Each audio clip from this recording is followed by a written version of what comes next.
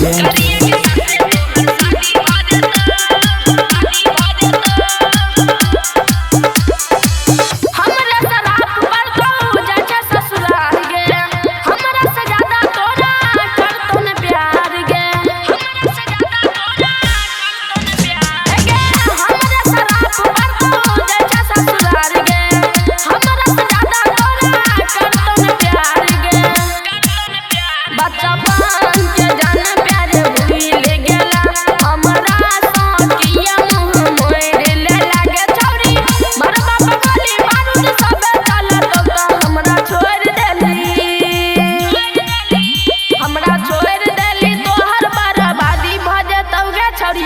करिया के साथे तोहर शादी भ जेतौ त हमरा छोड़ देली तोहर बर्बादी भ जेतौ गे छरिया करिया के साथे तोहर शादी भ जेतौ।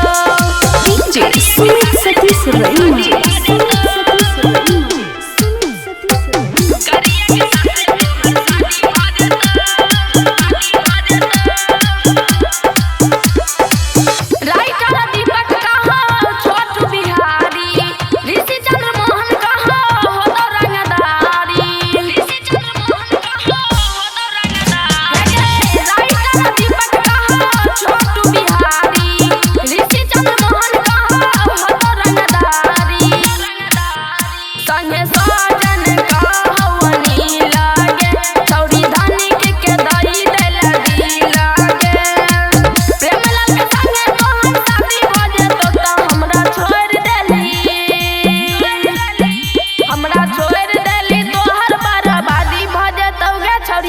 करिया के साथे तोहर शादी भ जेतौ त हमरा छोड़ देली तोहर बर्बादी भ जेतौ गे छरिया करिया के साथे तोहर शादी भ जेतौ।